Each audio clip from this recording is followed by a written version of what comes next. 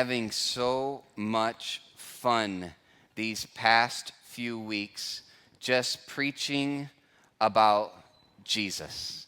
It has been so good just to go through this series, just the first 3 weeks, because I've gotten to just preach about Jesus. People have responded. They've received Jesus as their Lord and Savior. And this week, we're going to be talking about Jesus' specific statement in the Gospel of John, where he says in John chapter 10, verses 7 through 10. And if you got a Bible, go ahead and open up to John chapter 10. If you don't have a Bible, it'll be on the screen. If you have your phone, you can connect to the source-free Wi-Fi and open up the Bible app. But John chapter 10, and this is where Jesus uses another I am statement. And he actually has 2 I am statements. This week we're going to be talking about I am the gate. Next week we're going to be talking about I am the good shepherd. So he uses the I am statement that he says, I am the gate. And in John chapter 10, verses 7 through 10, Jesus says this specifically.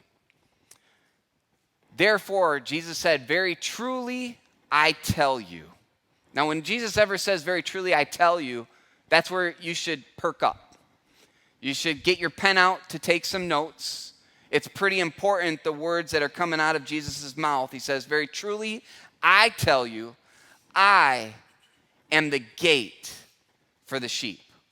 All who come before me are thieves and robbers, but the sheep have not listened to them. I am the gate. Whoever enters through me will be saved. They will come in and go out and find pasture. The thief comes only to steal and kill and destroy. I have come that they may have life and have it to the full. Now, why does Jesus say that he is the gate? What does Jesus mean when he says this? He says, I am the gate. You see, chapter 10 cannot be read without knowing what happened in chapter 9. A lot of times we read the Bible by chapters and we read passages and we pick them out, but 9 and 10 are still the same story. And so we got to know what's happening in chapter 9 to understand what Jesus is talking about, because they're linked together. As Jesus and his disciples were walking along in chapter 9, they walk by a blind man, and his disciples, they ask him a question. And they say, hey, Jesus, was this man born blind because he had sinned or because his parents had sinned? And Jesus answers the question. I love how Jesus was always willing to take the time to stop and teach the disciples, to train them, to mentor them. That's what he's trying to do. They're his disciples. And he says, this man was neither sinned, and his parents also didn't sin.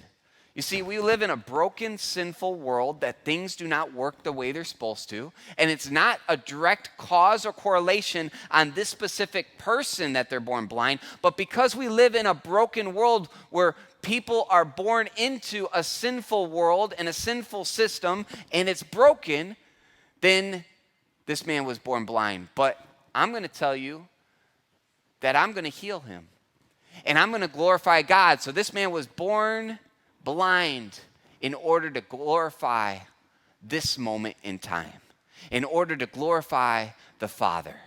And then Jesus spits onto the ground, and he bends down, and he starts to play with his spit like a 2-year-old, and he makes mud. And then he stands up, and he wipes the mud onto the blind man's eyes and tells him to go and wash in the pool of Siloam. I mean, you can understand why some of the Pharisees might have thought that he was absolutely crazy. If Jesus was not the Son of God, then we could say that that's just probably plain mean altogether. You're going to tease a disabled person? You're going to wipe mud on a disabled person's eyes? You see, that's why we're doing this series, Liar, Lunatic, or Lord, because C.S. Lewis said that Jesus was either a liar because he claimed to be God, and he wasn't. He was a lunatic by the things that he did, or he was the Son of God, and he was who he claimed to be. And so Jesus tells him to go wash, and he goes and washes in the pool of Siloam, and then suddenly he can see again. He comes home, he goes away blind, and he comes home being able to see. And the whole town goes up in an uproar. They're like, isn't this the man who was blind? Isn't this the man who used to sit there and beg, and we used to drop coins in his cup? Isn't this the man who would sit there by the temple, and we would help him from place to place? And now he's walking, now he can see. And they just began to ask all of these questions, so much that it gained the attention of the Pharisees, and the Pharisees called this man in and they start to question him. In fact, here's what it says. It says, they brought to the Pharisees the man who had been blind. Now, the day on which Jesus had made the mud and opened the man's eyes was a Sabbath. So that means there wasn't supposed to be any work on the Sabbath. In fact, the Pharisees had created some man-made rules and regulations where you weren't even allowed to spit on the Sabbath. And so Jesus is already breaking the rules and regulations by spitting. And because of these are man-made rules, what happened was God said on the Sabbath we should keep it holy, so there should be no work. There should be some time to spend with God. And so the Pharisees would create rules upon rules upon rules. In fact, 666 different rules on top of all of the 10 Commandments. And what they said was, because we should not be working, we don't want to water our plants. If somebody spits and it ends up falling on a plant and watering it, they're disobeying the Sabbath. So it's kind of like these rules that we have in our government, like you're not allowed to spit gum out in the grass and things like that, or you're not allowed to chew gum, different rules that nobody knows about, but if you look up, it's like, I can't believe that was a rule or a law. The Pharisees created laws on top of laws, and Jesus spitting already was breaking the Sabbath. It says, therefore the Pharisees also asked him how he had received his sight. He put mud onto my eyes, the man replied, and I washed, and now I see. He made mud, I washed, and now I see. Some of the Pharisees said, this man is not from God, for he does not keep the Sabbath. But others asked, how can a sinner perform such signs? Notice they're calling Jesus a liar here. He must not be of God because he does not keep our rules and regulations. He is different than what we expected God to be. He can't be the Messiah because he does not operate by our systems. And they began to call him a liar. They were confused. So they were divided. Then they turned again to the blind man. What have you to say about him? Blind man says, well, he healed me. He opened my eyes. That's all I know. He opened my eyes. The man replied, he must be a prophet. They still did not believe, again calling him a liar, that he had been blind and received the sight until they sent for the man's parents. So now they're saying that this must be a hoax. This must be a trick. This blind man must be trying to get the attention of us to say that this is the Son of God. So the blind man's a liar. He really wasn't blind. And Jesus is also a liar. The last couple of weeks, we've seen that there's been some national attention that's been happening through the Asbury revival. Probably some of you have seen it on social media where people have been coming all over the U.S. to spend time at Asbury, to pray, to worship. And it all started through a student repenting after a service. It was a normal service. And now because it's gained so much attention that there's a lot of people coming out with criticisms about it, saying, well, it must have been a hoax because they're just trying to get more students to register for the school, so they're trying to trick people, and because of social media, it caught on. So all these people are saying, well, it was just to try to get attention for the college because the college was declining. That's what these Pharisees were doing. They were saying, well, this person was never healed. God never showed up. It must be a trick. I don't know if it was or not for the Asbury revival, What I know is it looks like God was doing something, and it's so easy to begin to think, well, they're just trying to trick you. And we could easily fall into the sin of the Pharisees where they were saying, this man must be lying. And so they go and get his parents. Now we're going to go get testimony. And he says, is this your son, they asked? Is this the one who was born blind? How is it that now he can see? We know that he is our son, the parents answered. And we know that he was born blind. But how he can see or who opened his eyes, we have no idea. We know at one point he was blind, now he can see. That's all we're saying. That's all we can verify. Ask him. He's of age. And they did this because they were scared. They were scared of the Pharisees, so they said, listen, he's already an adult. Go ahead and ask him who healed him, because they didn't want to be punished. And they second time called him over. And when they called him over a second time, they summoned the man who had been blind. And he says, I'm giving glory to God by telling the truth. And they said, you're a liar. And they accused him, and they said, come out and just tell the truth. Give glory to God and just tell the truth already. And they continued to put him on trial. We know this man is a sinner, talking about Jesus. And he replied, whether Jesus is a sinner or not, I don't know.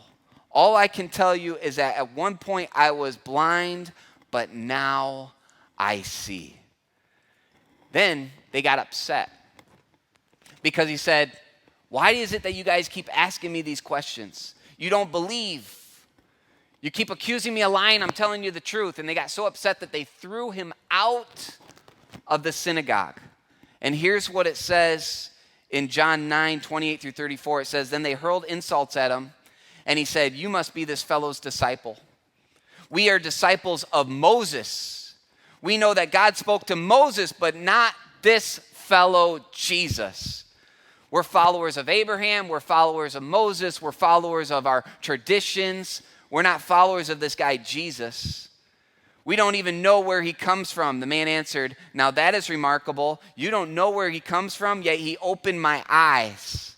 We know that God does not listen to sinners. He listens to the godly person who does his will. Nobody has ever been heard of opening the eyes of a man born blind. If this man were not of God, he could do nothing.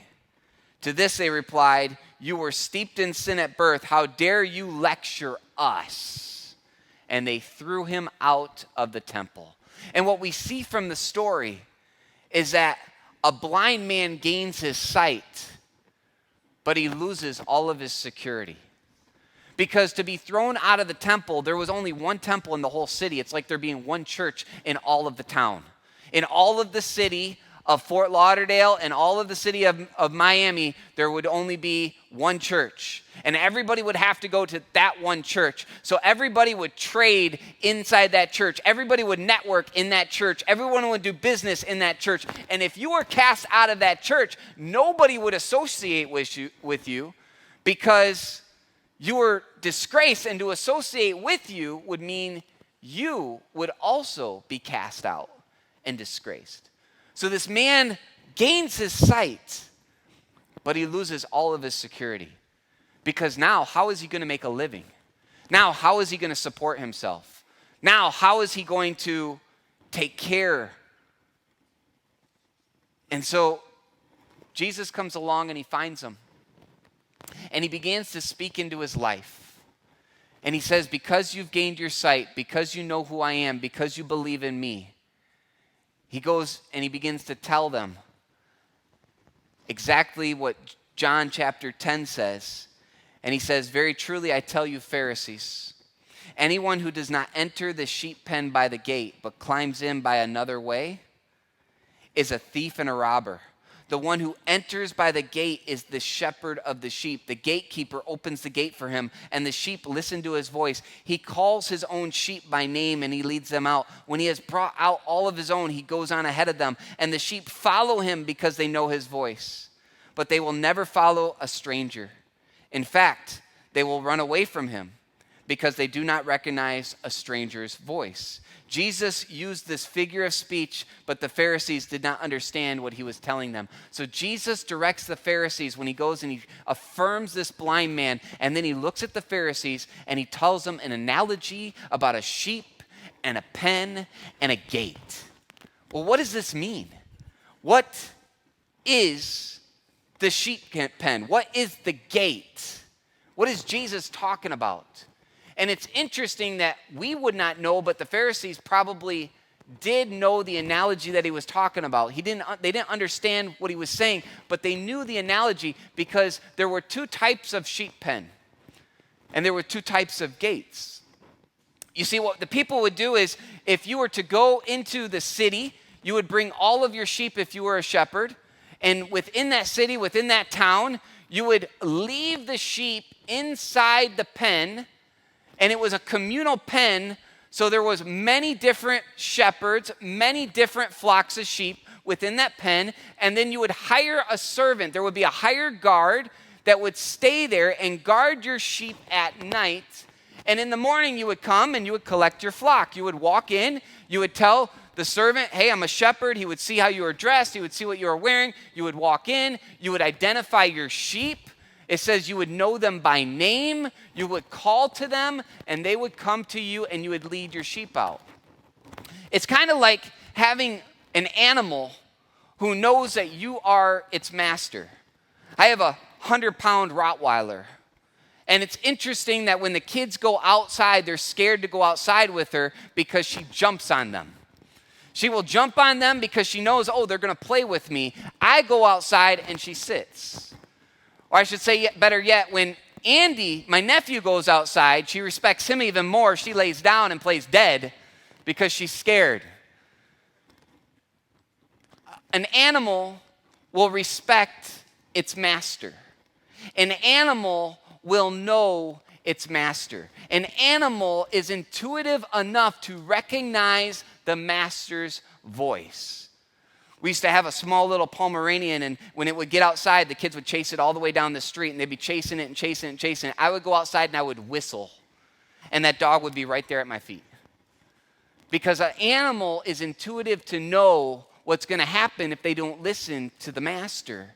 This is what Jesus is saying is, when I go into the sheep pen, I can call my sheep. I recognize my sheep. My sheep know my voice, and I collect my sheep. That's one type of sheep pen, was a communal sheep pen. It was kind of like giving your car over to a valet, and they're all parked in one garage, and then you come to the valet and you give them the ticket, and they give you back the car. That was this type of communal sheep pen within the city. But there's a second type of sheep pen. And this analogy is so beautiful that I was explaining this to my son on the way over here to church about the story I was going to be talking about this morning. And I almost welled up with tears because this is such a beautiful story that Jesus is saying. You see, the second sheep pen was one that you would be out there in the country.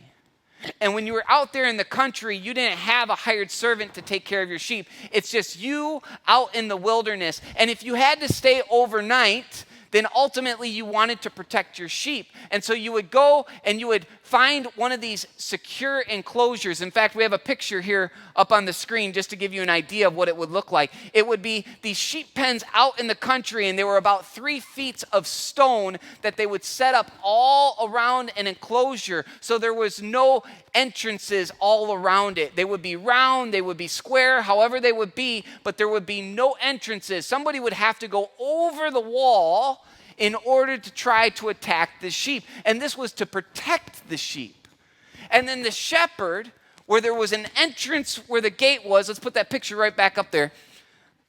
Where there was an entrance, there was only one way in and one way out. The shepherd would lay across the entrance in order to protect their sheep from any wild animals. In order to attack the sheep, they would have to go through the shepherd.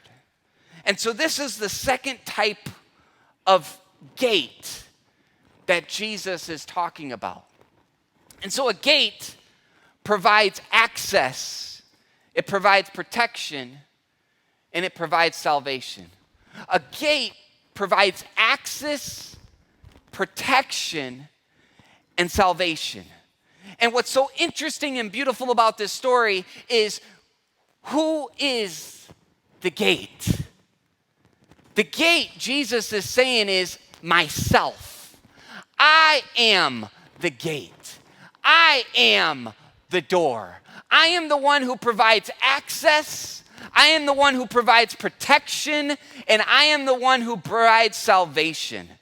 Well, 3 different ways we're going to talk about this as we talk about doors. You've probably walked through many different types of doors in your life. And what Jesus says is, I am the door. Look at what he says in verse 7. Therefore, Jesus said again, very truly I tell you, I am the gate for the sheep. Now, Jesus doesn't say I am a door. Jesus says I am the door. There's only one. There's not multiple doors around the sheep pen. You see, there's so many other religions out there that say there's multiple ways to God. There's multiple ways that we can get to the Father. There's multiple ways, and if you look at what they value for salvation, whether it be Jehovah's Witness, whether it be Mormon, whether it be whatever, it's always works-based.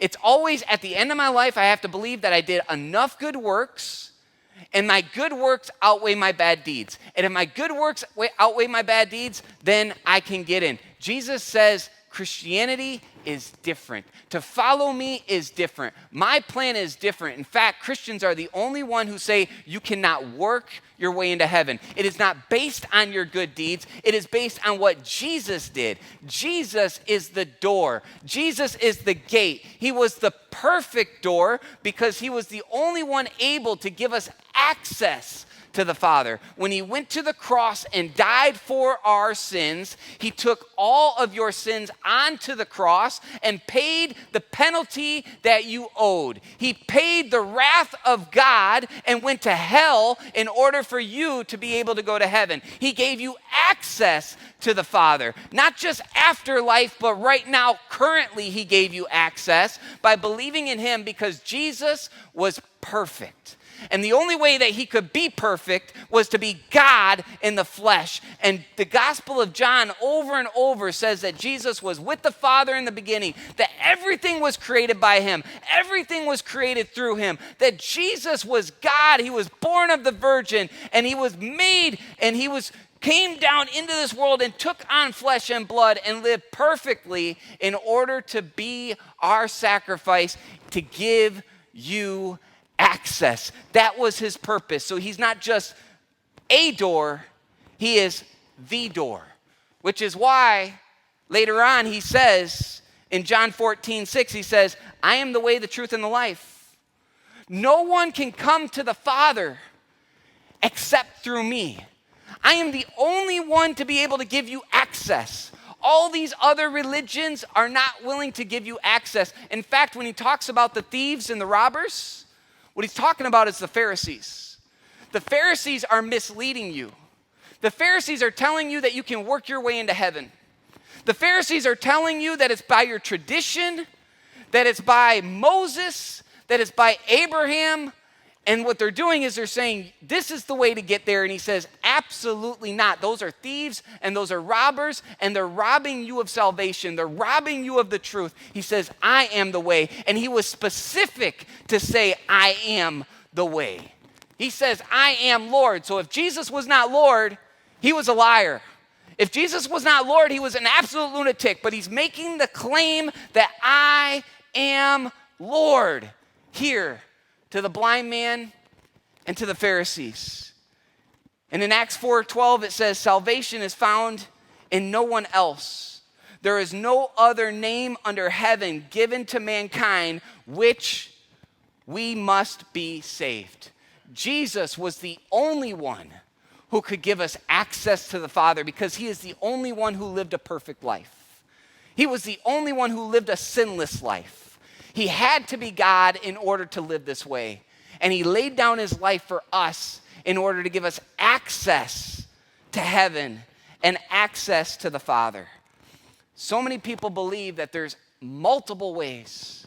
And it's like, oh, I'm taking 95 and I'm taking the turnpike and we're all going to the same destination. I'm here to tell you that Jesus said all those other roads are dead ends. They all end somewhere. And Jesus is the only road that takes you all the way to the Father. That's what the Bible teaches. The Old Testament points to Jesus. The New Testament points back to Jesus. Christianity says that Jesus is the one who gave us access. But some of you might say, well, that sounds very exclusive, Pastor Chris. Sounds like we got all the right answers, we know all the right things, and you're just shunning all these other people and saying they don't belong. But I thought God loved everybody. Why are you being so exclusive? I would argue that the gospel is not exclusive, but inclusive. And here's why. This is where you should pay attention. Because somebody might argue against you and say, well, you think you have all the answers? That sounds very exclusive. I'm here to tell you, no, the gospel is to be inclusive, not exclusive. Because a door was meant to be opened. It's not a wall. It's not an enclosure where you can't get through. No, it's a door. And a door was meant to be open. When this blind man was cast out of the synagogue for believing in Jesus, he was being excluded for his beliefs. And Jesus comes along, and the Pharisees are saying, we believe in Moses. And Jesus comes along and says, yeah, I believe in Moses. I'm the one that put him in his position. I'm the one that was in the burning bush. No, we believe in Abraham. Yeah, I'm the one that showed up to Abraham, and I'm the one that made the promises to him. Jesus was there in all of those scenes. And he says, yes, I was there. I was God. I was the one speaking. I believe in them too, but you're missing the point, Pharisees. And when they began to exclude the blind man from the temple, Jesus says that my door opens. My door allows this blind man in. In fact, Jesus found the blind man and he invited him. He says, I haven't just given you physical sight, but now I've given you spiritual sight. Now you can see. You see, he invited him in. And a lot of people will say, well, wait a minute.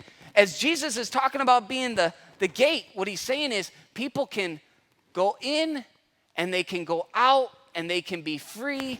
And ultimately, I am inviting all of these people in. As he's doing this, we have to ask the question, well, what is the sheepfold?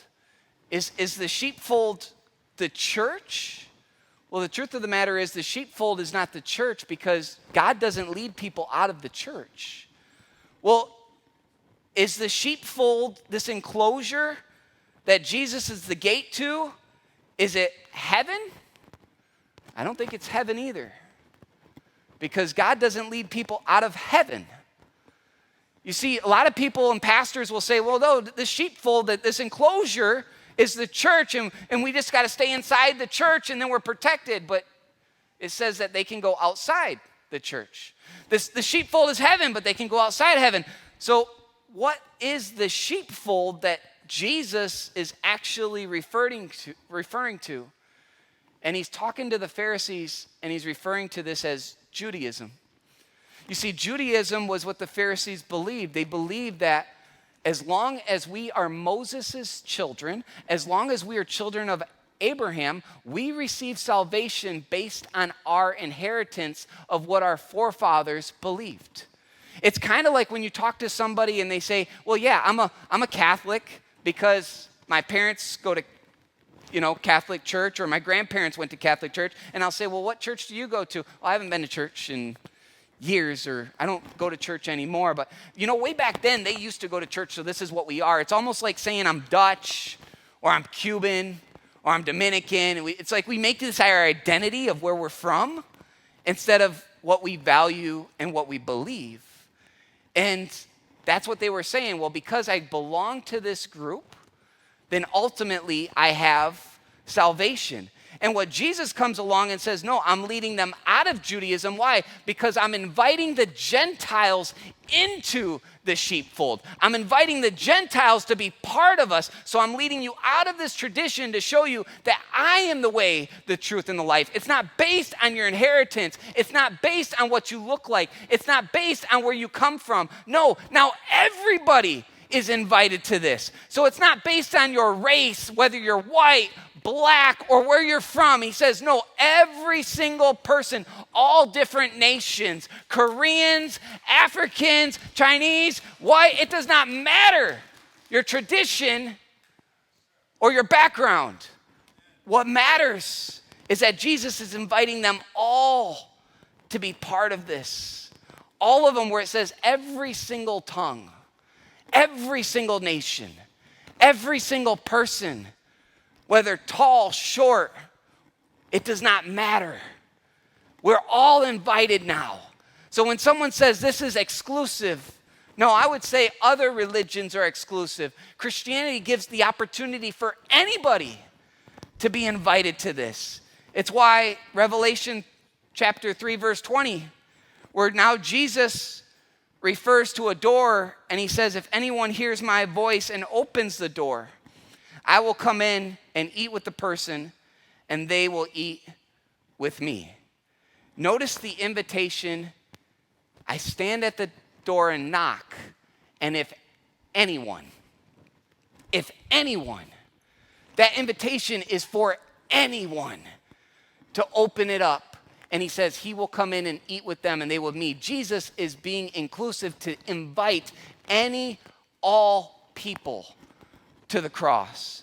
Now, number two, if you're taking notes, Jesus isn't just the door, but Christ is also the door of security. Christ says he is the door, but he also says, I am the door, not just of access, but of security. Look at what John 10, 8, and 9 says. All who have come before me are thieves and robbers, but the sheep have not listened to them. I am the gate. Whoever enters through me will be saved. They will come in and go out, and they will find pasture. Verse 10 warns us about enemies. Verse 8 and 9 says there's going to be thieves and the robbers. The door was meant to keep predators out, wolves and bears. And what the shepherd is doing is he's laying across as the gate. He is saying, I am the gate, and I'm trying to keep those predators out in order to keep you in and keep you protected. Now, let me ask you something. Have you ever said to your child, or maybe heard it, where you said this comment, over my dead body? I mean, I know my wife has said that before when my kids will try to wear something certain and go out of the house, and it's like, oh, hold on. Or maybe dad with his daughters, turn around and change. Oh, everybody's doing this. This is over my dead body. You're going to leave this house like that. See, a lot of us have heard that before, right? When we wanted to do something and we've challenged authority and we hear that phrase, over my dead body. And normally that's in a negative connotation. But what would it mean for it to be in a positive connotation? What would it mean for it to be in a positive light, where Jesus is laying across the entrance of the sheep pen, and he is saying, over my dead body, are you going to come in here and mess with my sheep? Over my dead body. You see, what he's saying is, I'm laying at the footstool of the sheep pen. I'm laying across here, and if somebody wants to come in and they want to harm you, if they want to come in and they want to mess with you, they need to go through me. That's what Jesus is claiming when he's looking at this blind man, when he's telling the Pharisees that if you want to hurt my people, my disciples, my people who know my name, my people who I have a relationship with, my sheep, if you want to harm them, then you need to go through me first. This is Jesus as mama bear coming out and saying, don't you think you're going to hurt my children? This is Jesus standing up for his children and saying how much he loves them and how much he cares for them, that he's going to defend them with everything he has. Keep the sheep in. The gates were meant to keep the sheep in and protect them. And it was meant to keep the enemies and the predators out who can hurt them. People will risk their lives for their pets. I've watched some newspaper articles where a lady was walking a dog and an alligator came up and snatched the dog, and because they were trying to save the animal, the alligator grabbed onto them and dragged them into the lake. That's happened down here in South Florida. You know, we got predators, we got alligators. Other people have to worry about other places and different things. Mountain lions, we got gators. And it would drag somebody in because they were trying to save their pet. How much more would you be willing to risk your life in order to save your child? How much would you be willing to risk everything in order to save your kid? You see, the question that I have for you this morning, because when you value something and you love someone so dearly that you're willing to risk everything for them. You're willing to lay down your life for them. You care about them so much that you're willing to give everything to that. That's why we as parents, we sacrifice for our kids, because we love our kids. It's why we're willing to spend money on our kids. It's why we're willing to protect our kids. It's why we are willing to give everything, even our lives, for our kids. It's why we value our first responders, because they're willing to sacrifice everything for a soul, for a life, to save them. They're willing to sacrifice themselves in order to care for somebody else and to save them. Jesus came and he says, I'm laying as a gate to the sheep pen, and I'm willing to sacrifice my life in order to protect my sheep. So anybody can come against me and I will die for my sheep, which is ultimately what Jesus does. Jesus dies on the cross for his sheep. He dies on the cross for his children. It's the reason why Jesus went to the cross, in order to spare his children so they could have life. He says, I'll go to hell so they don't have to. I'll die on the cross so they don't have to. I'll be punished so they don't have to experience it. I'll give everything for them. So let me ask you, what are you willing to die for? What are you willing to sacrifice? Because ultimately the third thing, which is the final thing, you should write this down, is Christ is the door to satisfaction. Christ is the door to satisfaction. Notice what it says in verse 10, the thief comes only to steal and kill and destroy. I have come that they may have life and have it to the full. You see, this word full actually means abundance. It's interesting that Jesus isn't just talking to the Pharisees now who are leading the people astray. He's talking about Satan. That every opportunity you have a thief and an enemy who wants to destroy you. Every opportunity he wants to come in and he wants to snatch what Jesus has been doing. In fact, in Matthew 13:19, it says this, when anyone hears the message of the kingdom, that means the message of the gospel. That means the good news. Like this blind man, he says, Satan's going to come in and mess with that person. He says, when anyone hears the message about the kingdom and does not understand it, the evil one comes and snatches away what was sown in the heart. The seed that was planted, the evil one comes down and snatches it. This is the seed sown along the path. You see, Satan wants to come and snatch up every single seed that's being planted. You come to church on a Sunday morning, Satan's going to come here Sunday afternoon, and he's going to try to ruin your day. He's going to try to ruin your life. He says, I don't need to have their entire life. I just need today. If I can ruin this moment, I can ruin the relationships around them. If I can ruin this moment, I can ruin their marriage in the future. If I can ruin this moment, I can ruin any potential that the Lord is doing. He's trying to sow the seeds in your life to say, yes, I'm making a commitment. I'm going to be different. I'm going to invest. I'm going to put you first, God. I'm going to do all these things. And he's going to come right after church. He's going to try to snatch it up. Your children are going to spill their cereal in the car, and you're going to lose your temper. Your wife or your husband is going to say something that just totally distracts the message that God is trying to plant in your heart. He's going to try to snatch it up because he's a thief. He steals it. He's going to come in and try to rob you of your joy. And here the promise is that Christ is the door to satisfaction. The thief's going to come in to steal and kill and destroy, but he says, but I have come to give you something different. I have come that they may have life and have it full and have it abundant. You see, he says the thief, he needs to run over the fence. The thief, he needs to try to climb over. He says, Jesus, I'm at the door.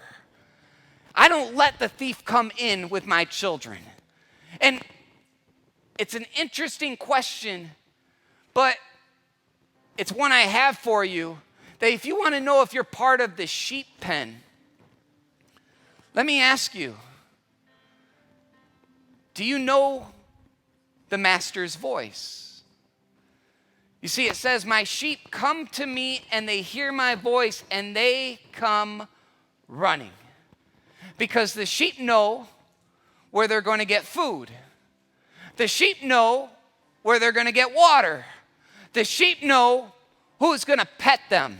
The sheep know who's going to protect them. The sheep know who's going to take care of them. The sheep know those who have loved them and those who are trying to hurt them. In fact, the master would stand at the door and he would observe every single sheep that's coming into the communal pen just to make sure that they're okay, to see if they hurt themselves throughout the day, to see if there's any wounds that need to be bandaged, to see if there's any crap that needs to be cut off from their behind so they can actually go to the bathroom, to see all of these things. These sheep are a mess, and the master is sitting there at the gate and he's cleaning them up. He's cleaning them up one by one, just like a parent does with a baby, just like a parent does with a child. He's cleaning them up. It's a disgusting job, but somebody has to do it. And he's saying, I am this gate. I am this master. I'm cleaning my sheep up. I'm cleaning my children up. I'm cleaning them up from all the catastrophes they've done, all the mistakes they've made,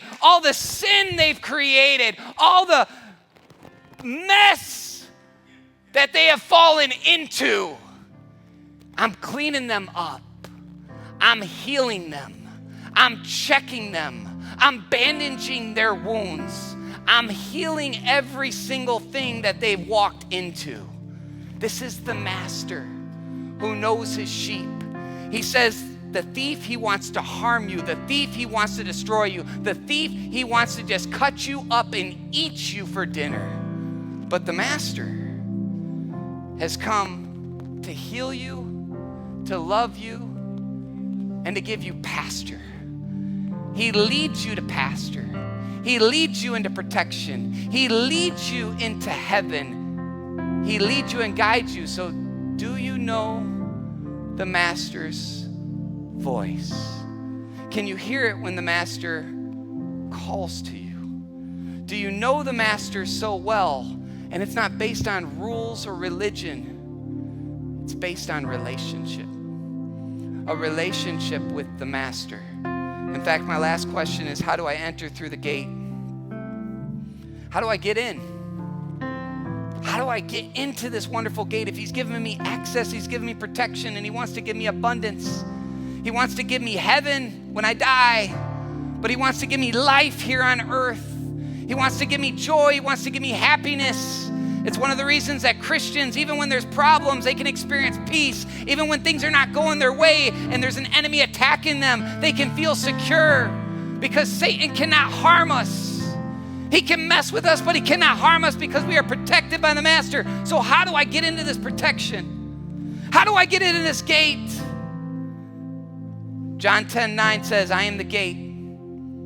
Whoever enters to me and through me will be saved? Have you given your life to Jesus? He's the gate. He's the answer. Are you doing life on your own and trying to survive on your own, or are you letting Jesus protect you? Are you trying to do everything to get to the Father, or are you going through Jesus to get access with your prayers? Are you doing everything by yourself, or do you rely on Jesus, who wants to love you and clean you up and heal you and protect you and give you life of abundance?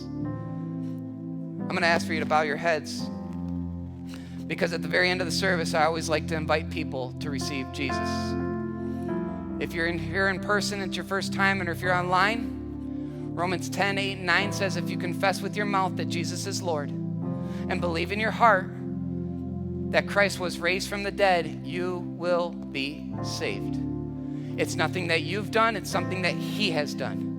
And if you want to believe in Jesus, if you want to enter through that gate of salvation, if you want to be in God's sheep pen, labeled as His child, all you do is have to confess what Jesus has done. He is the way, the truth, and the life. He is the only way to give you access to the Father and to an abundant life. And if that's you this morning and you want to confess Jesus, we're praying with you and we're praying for you, but it's an honest confession where you say, I believe, I confess with my mouth, and I believe in my heart.